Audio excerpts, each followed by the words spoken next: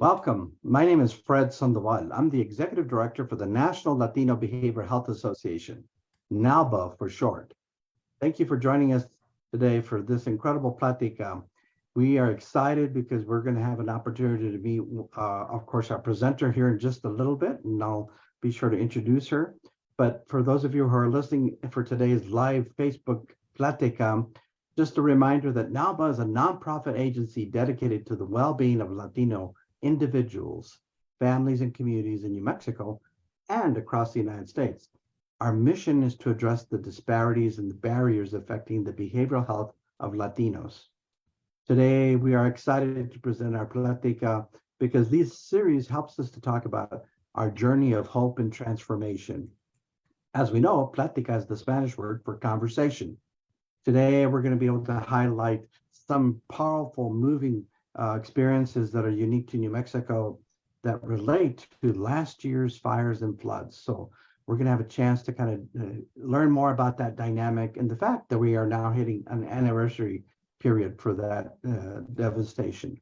NALBA would like to thank all of you for listening in today and for being able to learn more about what can be done to help support New Mexicans who are experiencing situations that always help benefit from their support from others like ourselves and from those of us who professionally try to provide education, treatment, and other types of services. We would like to, of course, acknowledge that these stories and these insights are a very moving experience. So we look forward to you as our live Facebook audience to be able to listen in, send in your questions and comments, and we'll have an opportunity to respond to them today during this live show. So I'd like to take an opportunity to introduce our particular presenter today, who I have known for a period of time and very appreciative, of course, of the fact that Celestina Garcia, who wears multiple hats, really, right? If you think about her professional life, her career, the work that she's done over the years is a reflection of her commitment to her community, to the nation, and to help really advance really social justice causes and opportunities that really enable people like herself to be able to support her community. So we're excited that she's joined us today, and I'd like to just certainly give her the opportunity to even say more about herself as part of her introduction. So again, thank you all for joining us for today's live Pláticas, and we're going to start with the first question, Celestina, but let me say this first and foremost. Bienvenidos, welcome, it's good to see you. Thank you. We've been looking forward to this Plática with you, and we're all here with bated breath, as they say in English, ¿verdad? But more importantly, thank you for joining us, and we'd like you to share with our Facebook audience a little bit more about yourself so we get to know who you are. Absolutely. Thank you for this opportunity. Super honored to be here, Fred. I know we've been planning it for some time. Hi, everyone. My name is Celestina Garcia. I'm the daughter of Leroy and Gloria Garcia. I'm the granddaughter of Celestina and Fidel Cisneros and Pablo and Veronica Garcia. I am the niece of 23 aunts and uncles, plus then their significant others, and the cousin to about 500 plus New Mexicans around the state and other parts of the nation, and the sister to Felipe and Jolene Garcia, of course, the mom of Leoncio Adams and the auntie of Andres Garcia.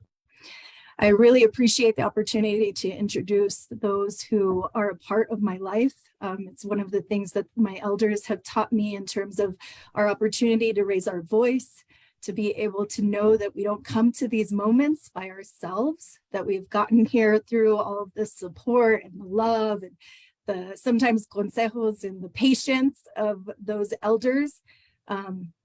And definitely wouldn't be here if it wasn't for the 14 generations of my families that have made the rigor and the resistance and the support of whatever it took for them to be here. I'm really proud of that background. It's something that over the years, my mentors have helped me to learn more about, our beautiful history here in New Mexico and the ability to be a part of cause and change and revolution for the betterment of our community. It's something I'm really passionate about. My work started really young in high school, my mentors, Miss Grego and Mr. Grego started a mecha for us in high school, and that opened up our world as high school students to really dive into who we are as Northern New Mexicans. We have our own dialect. We sound like we're singing. I'm told when I go out to other parts of the community. And then, of course, the special part of our Spanish language that over the years we've had to fight to maintain. So they really brought a lot of pride and that confidence for us youngsters to care about that culture and history. And they brought a lot of other really beautiful mentors into our lives, Dolores Huertas, Cesar Chavez, Reyes Lopez Tijerina, a lot of the folks from the 60s, right, that really led the movements to make sure that our culture continued to have a stronghold in what the nation was growing into. And I hope that through the work that I do as a coach and a trainer now, someone who's been involved in education and different types of developmental transformational leadership trainings, that, I continue that strong rooted history of our community to better all of us.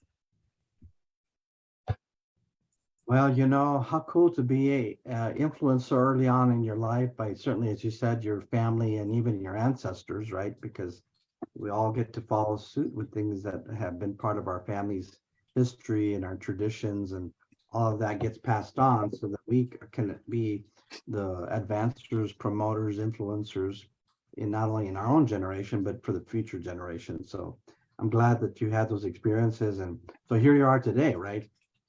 Having had a career and a professional career to be able to help advance this work in ways that are part of your professional efforts and more importantly, your community efforts. So, it's not always that people understand who these Nuevo Mexicanos from Northern New Mexico are, right? Because there's such a unique story and history about that. But there is something to be said, as you mentioned, about our culture and our heritage, because of how that really shapes who we are today, because of our experiences here. And because of that, one of the things I did want to have you say a little bit more about was really, what was it like growing up in Northern New Mexico? What were some of the cultural aspects of your life that started to really mold who you are, influence your life, and how, in fact, you're still practicing many of your cultural practices, beliefs, and their values, because all of that really builds up into who you are as an advocate and a person engaged in the community, right? So just say a little bit more about that. That would really help people who don't know Northern New Mexico to at least get a perspective about what that's like. Yeah. When I think of Northern New Mexico, even though I was born in the South Valleys, right? So when my parents had me, they had a home there on the corner of Rio Bravo and Isleta. That's now a grocery store and a convenience. There's a little shopping center there. At that time, even though we lived in the city, our family was always connected to where my parents were from, right? So my dad's family's from Anton Chico, my mom's family's from Talia. And so those small little ranching communities were a big part of what, for us, our family is about. Tons of cousins and family members, we go anywhere, we're related to somebody. And so as a little kid, I grew up with these giants, right? These big leaders, all my cousins and my aunts and uncles. And I was blessed. I was very much around a lot of them as a young kid. I spent a lot of time with my grandmother, Celestina, who prayed all day long, right? So our family, both my grandfathers were penitentes, and my grandmother was, that leader that was asked to come and pray the rosary for people's funerals and do rosary all the time for different people in the community. So leadership to me came in the sense of who these giants were. They didn't have fancy titles or college degrees or whatever that I think, the American society looks for when they ask, who's your family, right? But when I was always asked that, it was, my family comes from the ranch, right? And my family, they're tough and they're gritty, and they, are very straight and direct in who they are. They're very solid in knowing themselves and committed to what they're up to. And I think that as a young kid, getting to be with my grandmother and watch her kneel down at the front of a church and hundreds of people follow behind her, right? And we go, wow, look at what grandma just did. At the time, I didn't really understand it, but that was the first part of me seeing leadership. All of my uncles, my dad and his brothers served in Vietnam, and they all were a part of that process of going and standing for our country. They're all very strong patriots, right? And in terms of their commitment to our country, like many of our northern New Mexico men and women. I have lots of women and men on both sides of my family that served in different capacities. So being a contribution, being a servant leader, those things came from how our family talked, how they carried themselves, the way they were there for each other. People would always say, man, your dad, he would take off his shirt and give it to somebody if they needed. That's the type of family that I have, where they support each other. Definitely there's those family hardships of, we don't always get along because we're strong-minded. But I think above anything, it was always, being there for each other, because when you're financially strapped, right? Like that's what you have. You have your family, you have your culture. I think that our culture came from that, came from our religion, it came from the music. I can't remember a time when our family wasn't dancing or having some kind of a gathering that brought people together, where there was laughter and matanzas and, the ability to also have rest with each other. That was fun, right? That helped us through the struggles and the challenges that, came our way. So that really shaped a lot of my life as I left, right? Because I grew up in Sapeo, which is really small. My parents moved to Sapeo, which is outside of Las Vegas, New Mexico, when I was 8. And I didn't really understand, like, why would they move me to the ranch? It was really challenging and hard. When they bought the property, there was no electricity, there was no running water, right? We had to install everything. I remember the day that they drilled the well for our water that we have there on the property.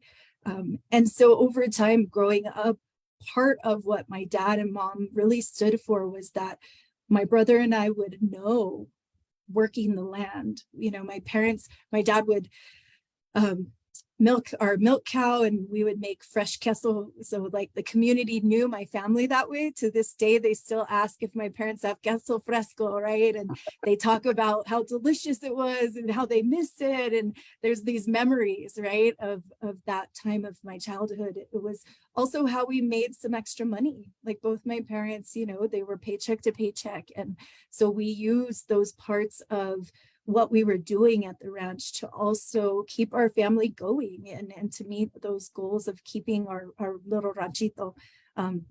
We had our horses and our cows, but it was always like, yeah, our cow has a name, but soon there'll be pork chops on the table, our pigs and our cow. So those steaks and pork chops.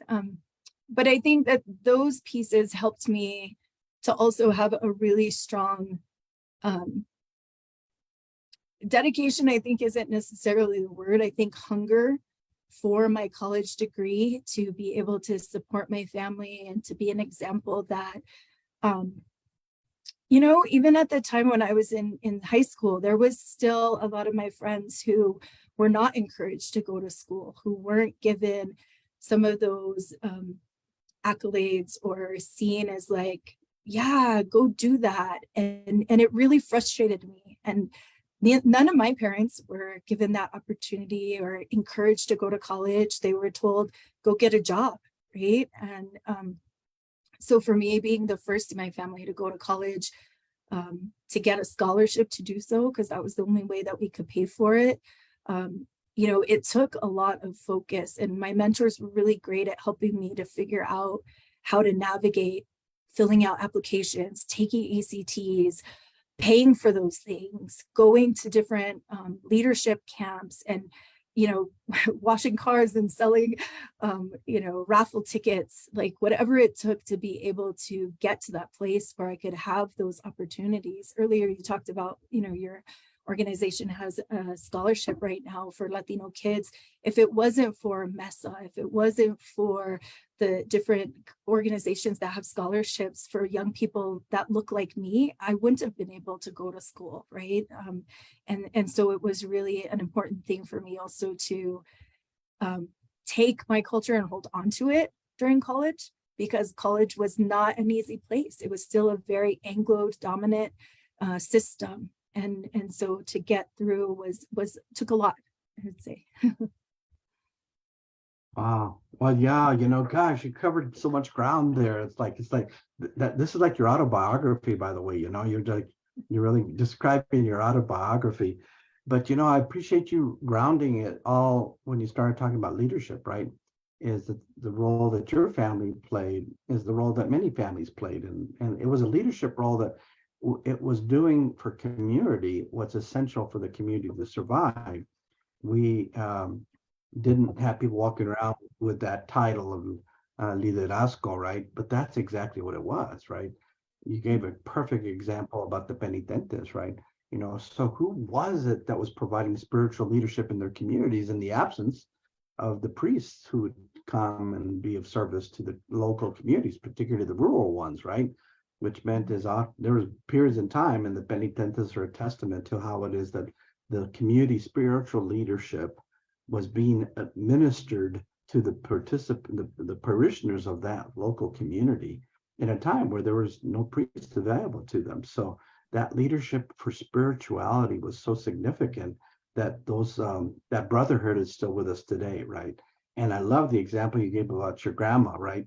So she was leading really in her ministry, because this was her ministry, that the church recognized how influential she was, how much of a power she was in serving the church.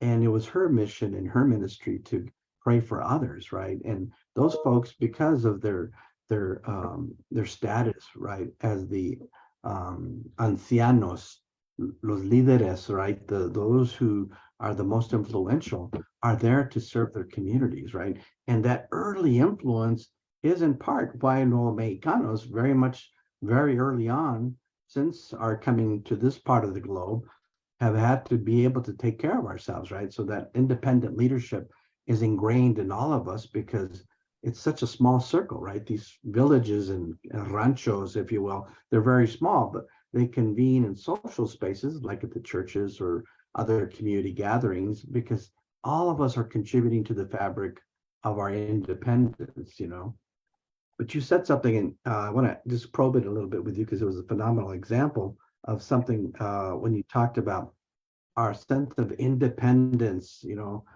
Today they refer to that as like how self-reliant we are and how self-sufficient we are, how capable we are to take care of ourselves in settings where we have tremendous natural resources.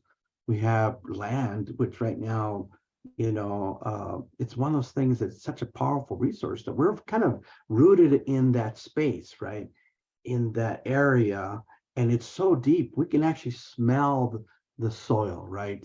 We recognize whether it's pinon or ponderosa pine or encino, lo que sea, right? We can recognize all of these smells because they all served a purpose. Heating our homes, they serve because oftentimes it was the construction material for our homes, right? And all these things, and the animals we raised, right? We create such a bond in that we have very deep roots in northern New Mexico to those spaces that we hold so dear to us. And then now today, so much of that had been damaged because of last year's fires and floods. And that has such a traumatic impact on a person's spirituality, their sense of belonging, right? This thing of querencia, right? The place where you're from and your rootedness into that space, right? And so in some part, what we're all experiencing in northern New Mexico is our having to react to all of that. And that's such a powerful thing, right? And thank you for coming and visiting with us today, because we want to be able to learn more of how we can be helpful to our families, our communities who experienced such devastation last year. And here we are, the anniversary mark. And you've been able to bear witness to something that many people have not seen, right? And if you look back in this last year, what are some things that have stood out for you, Celestina? Because you know firsthand, right? What happened in your community, the families, and then we'll explore that a little bit more too. But what has this last year been like for you? Um, so I think it's a mix of absolute devastation, our hearts being broken. You can't drive anywhere in northern New Mexico that was devastated by the fires without seeing the effects, the results of it. Every day, even if we try to not think about it, we're reminded by the burn scars of our beautiful mountains. I think that not only that, our community lost a lot of homes and a lot of history and in the things that they're not necessarily because they're materialistic things. They're things because it was something that our grandparents touched or gave to us, or, something that the community or the family was worked on together, that piece of the fence, or like it sometimes I think seems really silly to people who are not from our community and don't put in that type of work over the years and generations.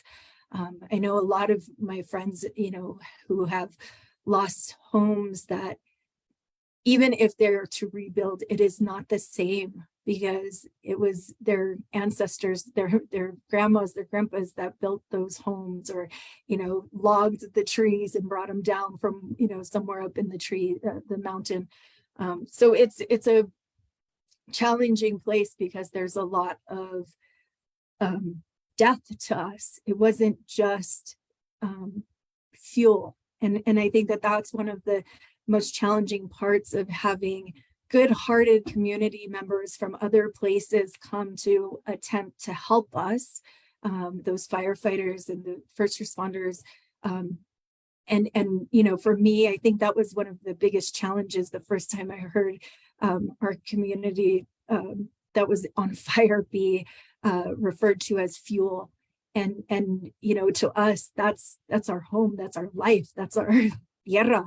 And so I think that there's a lot of creating healing, but it's still so fresh over this last year because we're staring at sticks that used to be ancient elder trees, right? That we would walk around and we would go visit, or we would drive through just to see how beautiful they are, or how the leaves turn colors during certain times of the year.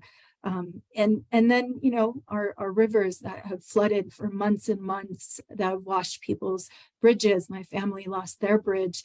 We, had to figure out how to get across to our home for 3 months without a bridge. Every day facing the danger of being swept away with another flood that was coming the next day, right? Or any moment, right? So there's a lot of things in this last year in terms of working to keep going every day that our community faces. We might not all talk about it. I know, Fred, earlier you mentioned it's challenging to speak publicly about the pain when your heart is shattered. And many of our community members are in that space. It's something I think we never, ever imagined would happen, because usually if there's a fire, it's put out within a day or two. This is the anniversary week of my family being evacuated from our home for a month. I know other families were evacuated for a lot longer. During that time, we were not allowed to enter back into our properties. We weren't allowed to check on animals. We weren't allowed to know specifically if our land was burnt up or not. So for every day of the experience, we lived in a crisis that felt so unmanageable because we had no control over some of the things that would have helped, right? I want to also just acknowledge the community that did stay behind and did not evacuate, because a lot of those members of our community that, in particular, our school in Sapeo, the part of our valley in La Tegua, those who had bulldozers and cut lines and were there making sure every day that the fire did not reach some of our properties. It's because of them, as well as those other firemen and women and first responders. But I think a lot of our community that braved the smoke and the issues that will probably affect their health, they did a lot to save what is still standing today. And so I think as we look at this 1-year anniversary, there's a lot for us that have gone through this. We're trying every day to help each other and rebuild, figure it out. But there's still so much challenge that our community is going through. Gosh, yeah, what a moving statement, because I like that description that you gave about, kind of our favorite places to go, right? A favorite meadow, or that part of the stream where we used to go swimming in the stream, right? When the water was up high enough, or your favorite place to go catch native trout, or to visit those giant ponderosa trees, because there's some that are so big you can't even get your arms around them, right? And if you ever scratch and sniff a pine tree, right, in New Mexico, that scent will stay in your olfactory memory for the rest of your life, right? Or the campfires of when we'd go out for Sunday picnics after mass, and if we start to really probe into that, how that space is so deeply ingrained in our sense of identity and our sense of who we are. When people lose those experiences, it's a painful thing to imagine. But we do have families who are trying to sort that out, and there are different ways to support each other, right? Is how do we have conversations entre las familias? Because that's exactly how we've always done it, right? And oftentimes people from the outside say, well, they're curious about how we do things, right? But it's actually one of our assets, right? It's one of our strengths, is we protect the privacy, the confidentiality of our family, but we sort it out. We do talk about it, right? So that then the kids and the primos, the tios, the grandma, everybody is weighing in on what to do to kind of restore from the situation, because we have seen, in years past, right, that we get through things together, right? It's that strength of our family, the way the family is bonded. And then, so like you gave a great example, when the bridge burns down, well, there's a solution for that, right? And in your case, your family had to figure out, what are we going to do now that bridge burnt down, right? So that's an example of how you come together, right, as a family, as a community, to help really kind of restore those things that are essential for your ability to continue to live where you live, and to be able to regain some confidence that things can get and will get better somehow, right? And so when you think about what's in store for the future, what would you like to see happen? What would you like to see our state do to respond to being of support, that's of value, that respects people's culture, that is attuned to the fact that, as painful as this is what can our state do to be more adequately prepared to be of service to people who are impacted by the fires and the floods? Well, first, I want to make sure and give lots of gratitude and appreciation to all of the community, both in Las Vegas, Mora, like all of our surrounding communities that came together. There's been so much support, volunteerism, donations, lots of things that have really, I think, helped to manage all of what we've gone through during the time of, promised support from the federal government and from, different places. I think even, throughout the state and outside, right, there's been different donations that have come into the communities. I think like, as we're waiting, because there's still a big waiting game. I know people hear on the news that we have this huge amount of money that's been allotted, or that, people are going to get. Well, during that time, imagine it's a year that people have not received necessarily the support that they need. And so families are still working through whatever they can, having to take out loans, having to borrow, having to rely in a different way of life and living the way, that we've never had to before. So I think that, while there's been a lot of support, there's still a lot lacking. When I ask community, to help me out with what would be some of the things to share with you all that are still hugely needed. Flood mitigation. We're seeing right now, yes, we had a lot of snow in the mountains, but guess what? That snow is all melting and our rivers are rising. If you've gone by any of them, they're pretty high, because we don't necessarily have that same type of, what would normally keep them at bay or deter different areas of the rivers going into community lands. People are still dealing a lot with the fact that homes are being flooded, fields are, being washed out. Like there's a lot of challenge still with that as we're trying to rebuild, but not yet having all the infrastructure to do so. Also reforestation, right? We have lost thousands and thousands of acres. And I think it's one thing to be like, oh, it'll grow back. Like, yeah, in like 100 years. So Right. I think, those types of volunteer efforts or like the different places of people's expertise to be able to help community to do that. I mean, a lot of people's lands were private. So there's a lot of legal issues that happen when, is it federal ground or is it private owned? Or, if it's private owned, you're on your own for a lot of the situations that we're dealing with, even though we are not the ones who started the fire on the windiest day in the state, right? So those types of situations for us of looking at how do we also begin to rebuild what we have in our land and be able to, see our forests come back. It takes a lot, and we're going to need a lot of help there. And another one of the situations that people don't maybe think about is fence repair. Like it costs a lot to repair a fence. It's not only costing a lot in terms of money, but also work. Our elders, dude, it is hard to go set a fence. And, I've watched my dad, who is 77 years old, get out there with the pala, and redo fences for not only our family, but for our neighboring, our neighbors that they're older than him and they don't have the muscle or they don't have the strength to do it.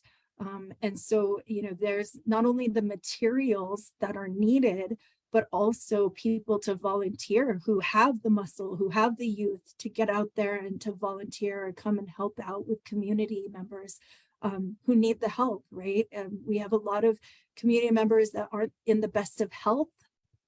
And also it is hard to be doing this type of repair when,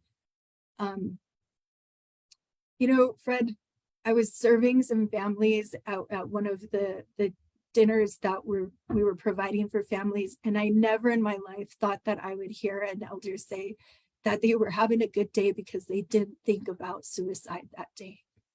And never had I heard that from our elders here in northern New Mexico. It shocked me.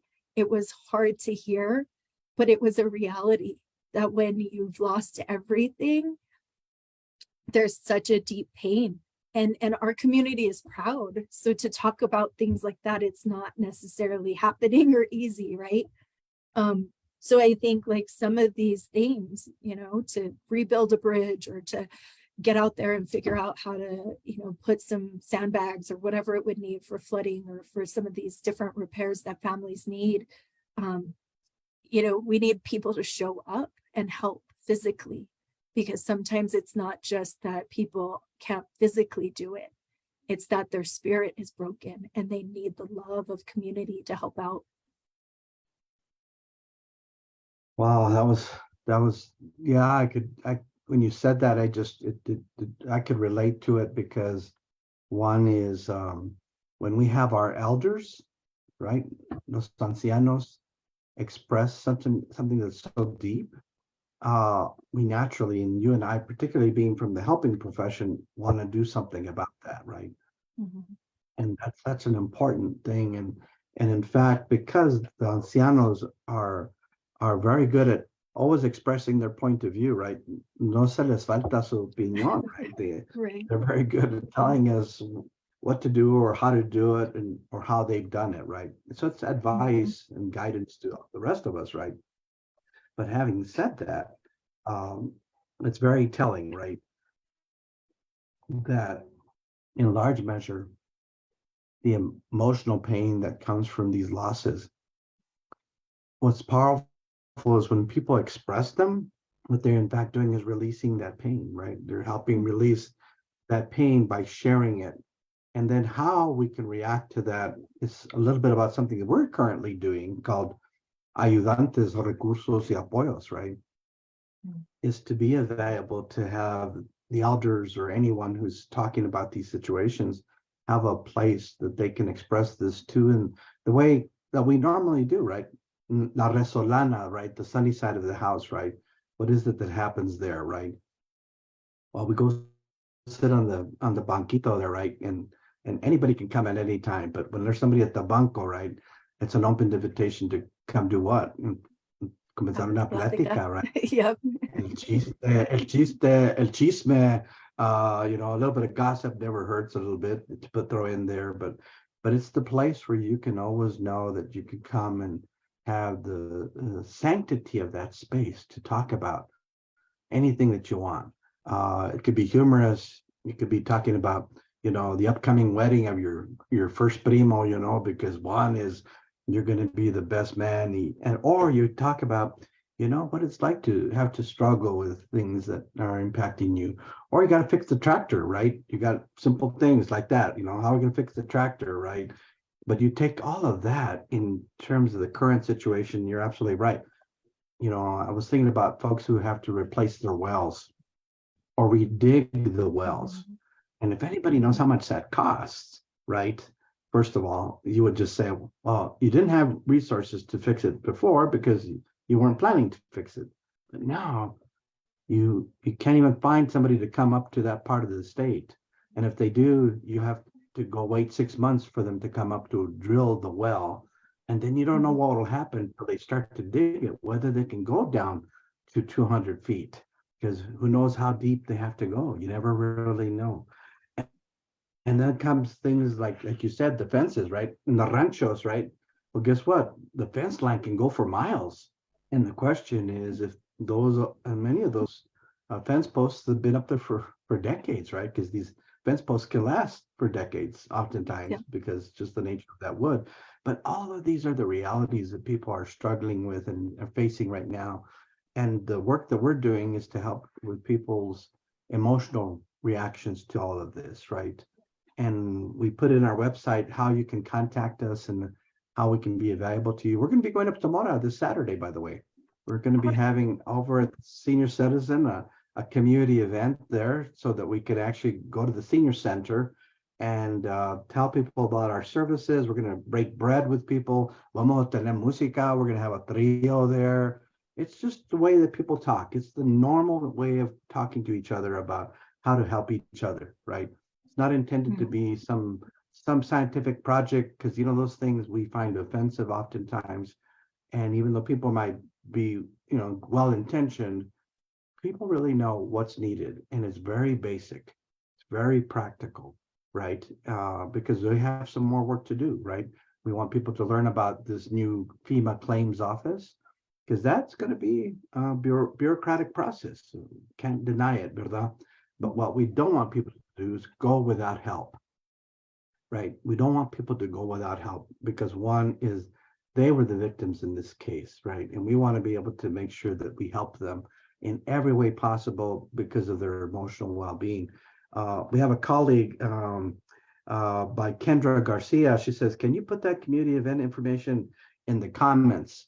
So the answer is yes, Kendra, we will put that community, that information about the community event. Is going to, I'll say it again one more time. It'll be this Saturday up in our beautiful village of Mora, New Mexico, and it'll start at 10 a.m.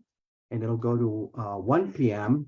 and it'll be an opportunity to have many of our supporting colleagues there from LifeLink, of course, from NALBA, the National Latino Behavioral Health Association, our clinicians that are up in that area.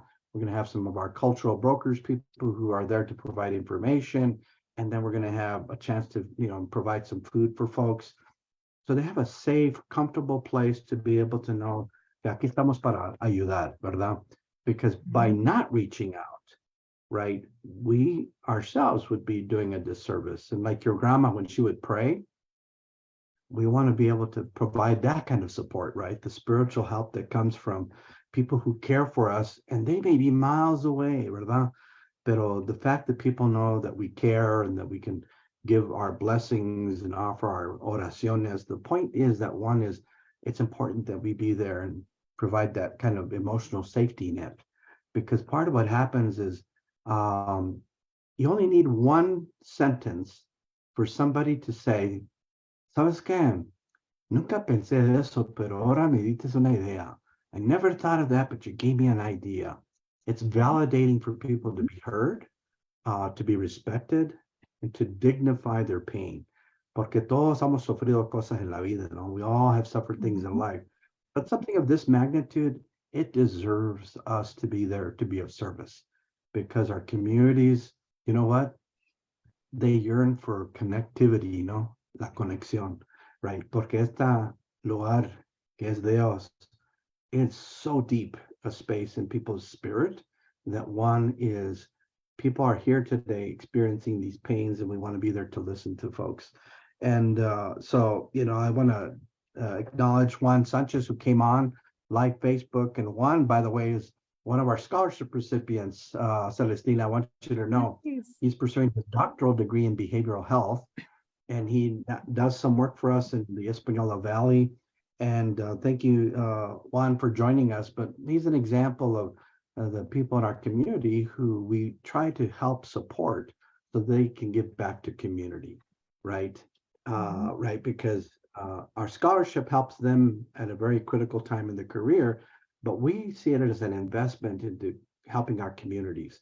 So I want to encourage Juan and Kendra and all of you that are out there to come to the event in Mora at 10 o'clock at the Senior Center, because part of that is we also have members from the Senator's office, from Ben Ray's office, who will be there. We're excited. In fact, I think the team that'll be there will be to make sure we're working in this together. Como dice el dicho, ¿verdad? Que una mano lava la otra y las dos lavan la cara, ¿verdad? Because somos los mexicanos apoyando a los mexicanos. There's no magic stew in that. This is how we have always done it, right? We are of support to our family, our vecinos. And so when, it used to be, remember when saltaba el caballo, right? Because the fence broke down. Well, guess what happened? Los vecinos would jump on their horses and they'd go and find the horse and bring it back, right? Tie it up, put it in the corral, because that meant you had to fix the fence, because that's how people's life is. That's the lifestyle that people have loved for so many centuries and for generations, that here we are, is let's support our communities. And so we have a big shout out to you, Celestina. We have Rachel, who sends you a message. She says, abrazos y bendiciones, Celestina. So you might want to shout back to her. And we also have hi, Rachel. Well, big hugs to everybody. There's probably a lot of folks around the state. I know that this reaches a lot of people. Want to say thank you for all of the support that you'll have given my family also during this time. My aunt and uncle took my family in. They had extra rooms in their house. So, when people were offering us places to stay, or do you need us to go get your animals? How do we get them out of the ranch?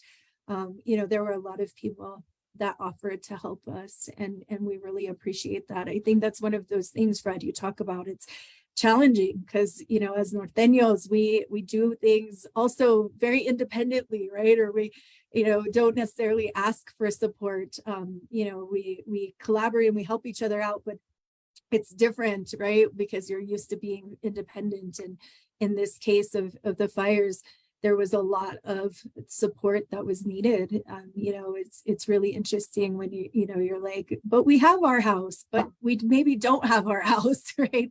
And people being there just to have the conversation. Like you were saying, we're a very face-to-face community, and how we talk with each other and spend time with each other matters. And those abilities to talk about other things also besides the fires during the time, right? To be able to have people, crack jokes, or, come over here, or let's do something, or bring food by, or whatever those little things that people did to also show love in very respectful and honoring ways.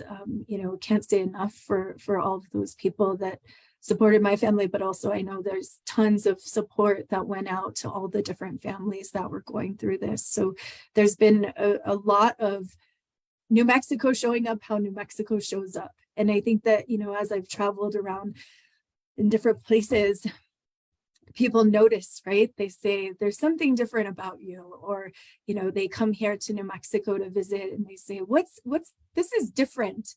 And I think the difference is that heart in that community that just comes through, because we are about familia. And so I think that that's been something that I really appreciate in being able to be New Mexican, right? To be growing up. People always ask me, well, where are you from? Who are you? And I say, I'm New Mexican. Well, who are your parents? They're New Mexican. Well, your grandparents. I said, we could do this all day long, right?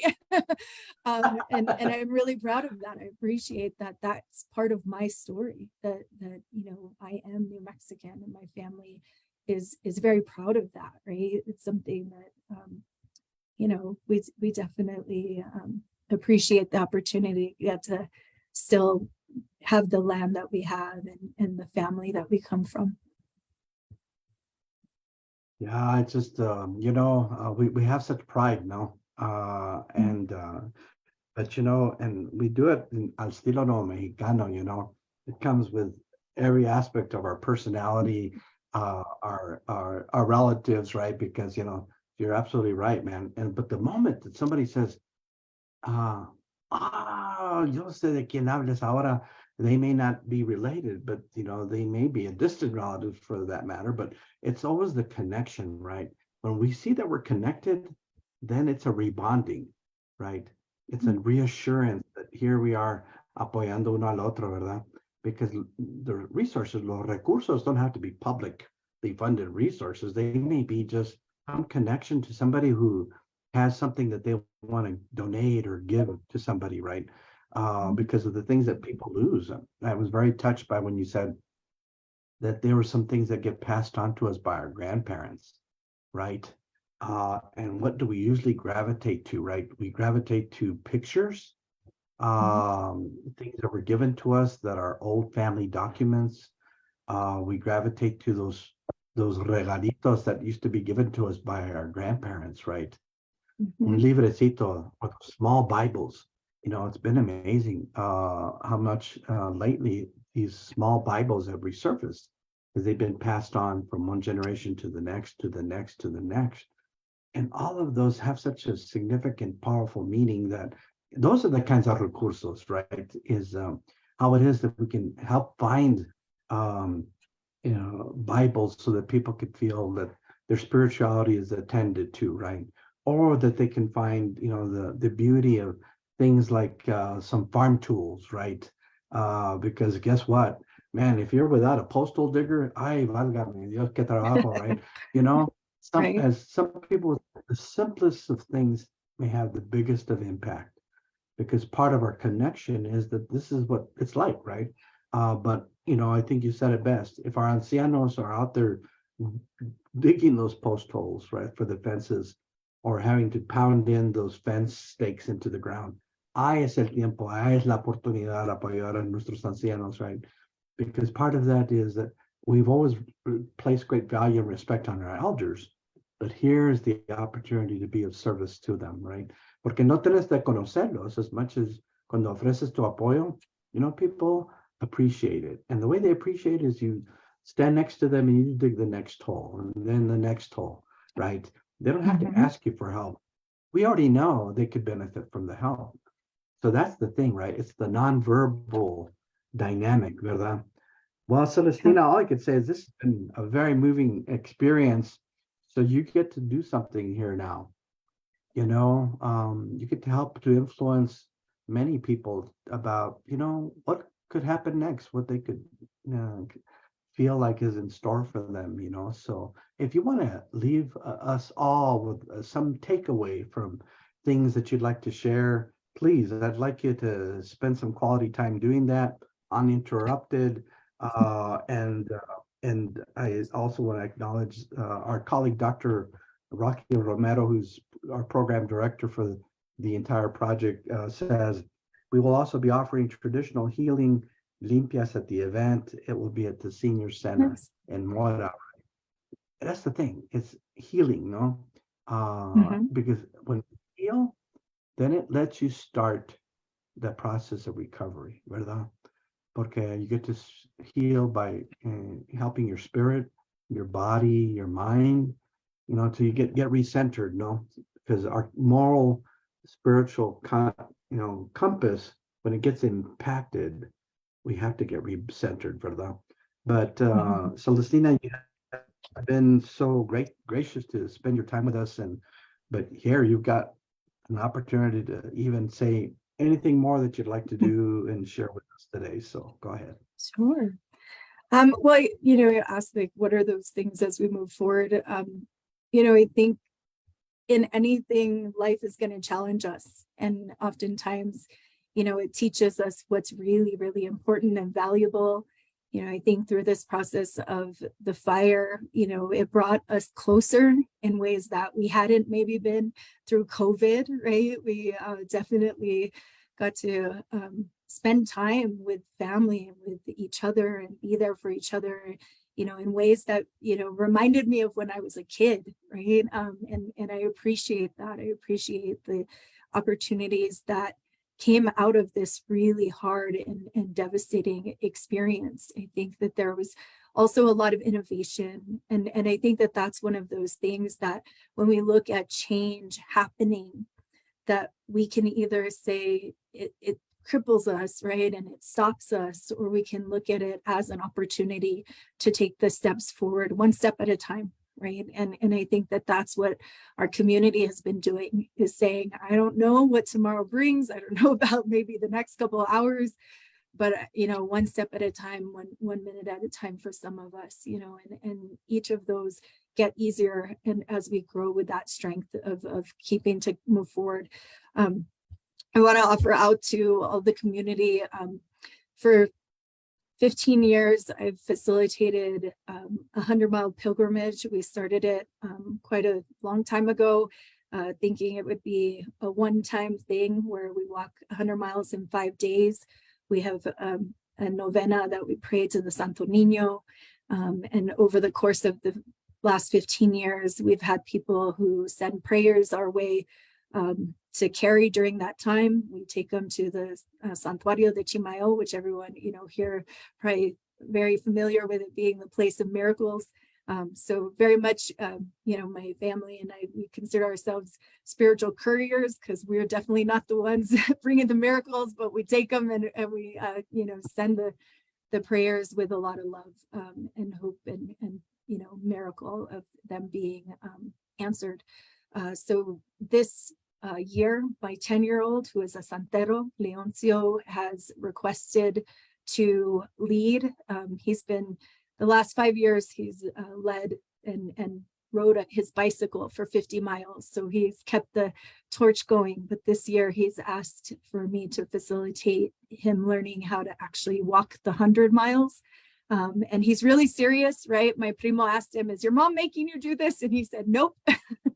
And I told him, definitely not, because I know the, process. I'm not trying to make anybody walk 100 miles. But we'll be doing it the first full week of June. So Monday through Friday. If there's anyone in community who would like to send us a prayer request, or anyone who's gone through the fires who would like to, pitch in their name or anything that you would like for us to include in that process. I'm going to put my email here in the chat, but also we can include it in, it's Celestina Coach Celestina at gmail.com. If anyone wants to send us, any thoughts or things that would be supportive, if there's family, we know we have a lot of family, not only dealing with the fires, but, cancers and COVID and, lots of losses, drug addictions. We have a lot going on in our communities. And so if there's any way that my family, my son and I during this week can carry your prayers of things that are on your heart, please know that it's a blessing and an honor for us to do this work for community. And, you know, we hold it sacred. So want to offer that out to community as we talk about sanando, right? Like one of the things, Fred, that I've always told my son is we walk because we can. We are able-bodied, we have the health, we have a lot of people in our family that are currently fighting cancers and mental issues, PTSD from being in the wars. And so for us, it's really something that, you know, comes from that generational penitente and the things that we've been shown from our family of how do we continue to keep our faith and also our hearts as strong as possible as we go through these big changes. For us, we're really grateful that our pine trees are still standing, that we can visit them, that we can be amongst them, those that didn't burn up. And so while we look at the anniversary of this fire, we're also really grateful for all the things that we still have in our community, and so blessed to do that. That's right, you know, and we have each other, right? So so we remember that we have each other, and for those who we have, whose lives we have lost, can paz descansen, right? That they recognize that what has happened is not something forgotten, ¿verdad? But you know, hay un dicho que really applies to what is happening to all of us in this time, in that situation that is now 1 year later, right? There's more to be done, right? Y el dicho dice que algo comenzado no es algo completado, right? So something started is not something finished, and there's more to be done, and it'll be for the long haul, right? And I think you reminded people that, yeah, it's beautiful. We drive up through the montes and you get to see those beautiful trees, but it took 100 years for that tree to be that tall, you know? And so that means we're looking forward for the reforestation efforts to help rekindle the next generation of trees, because while there are natural forces that cause these kinds of devastations, you know, I live in an area next to the Jemez Mountains, and the fires that have devastated that mountain range have been happening for the last 25 years, and in the way that it has happened. But the reforestation efforts are really important, because these trees can now create the next generation, but we have to do it consciously. But this has been so important to have you with us today, because you know, you've helped to kind of give that on the ground perspective that is so important for people to feel some hope, you know.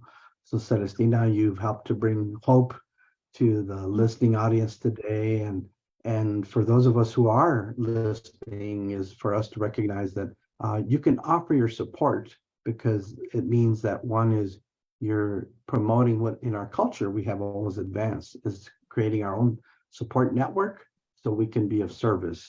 And then we can help also sometimes bridge and be cultural brokers with these federal agencies, so we can help mitigate those issues. Because, you know, why should one of our ancianos experience undue stress when we can help serve as that conduit for them, right? The interpreter. Right. We can serve as the person who handles those things if people would like that to happen. The point being is that even what might seem small can be very big of benefit, you know. I just want to take an opportunity to thank all of you who have joined us for this live Facebook Plática.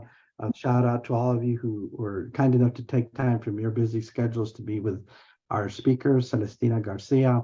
And of course, she was named after her grandma. So, you know, that means, gosh darn, you're doing this for more than two people, right? Because there probably was a Celestina somewhere else down the line in your lineage, right, Celestina? You know, there's a couple, and it's always such a beautiful thing to, you know, get to honor my grandmother. And, you know, she was the pillar of our family, and we really appreciate the things that she taught us. And I think, you know, that spark of La Celestina and the elders, you know, they talk about the Celestina was the connector, right? Often the matchmaker. And I love that my work as a coach and a facilitator, a trainer, is about connecting people to their vision and what they want to do in life, connecting them to others that support and grow those visions. So it's a really beautiful thing to carry on that name and the energy of what La Celestina is. Thanks for also having me, Fred. It's been an honor to be here. Oh gosh darn, yeah, I've been looking forward to this, but you know what happens with busy people, right? You have to plan it in advance, but aquí estamos, ¿verdad? So to all of you who have taken the time to be here to listen to Celestina, we want to thank her for what she means to her community, her family, and to our state. And so we'd like to remind you that this Saturday on April the 29th in Mora, New Mexico, from 10 a.m. to 1 p.m. is a community event that NALBA is hosting along with our colleagues from LifeLink. And we'll be there to provide some information about our program called Ayudantes, Recursos y Apoyos. These are all free services, right? And we want to thank the state of New Mexico for supporting these efforts to be able to provide free confidential support that helps our families deal with these challenging situations. And for all of you who will be there, muchísimas gracias. So be prepared. We're going to have some food, of course, you know, siempre vamos a comer, right? Got to eat. And then we'll have a music trio. So all I could say is it's like the kind of space where healing can take place, but more importantly is for us to extend ourselves to you. So Celestina, muchísimas gracias. And to all of you on live Facebook, thank you so much. We'll continue to have this now on Facebook as a recorded version. We will put some more additional contact information for you after today's live show. So to all of you, muchísimas gracias. Have a great afternoon. Bye. Thanks.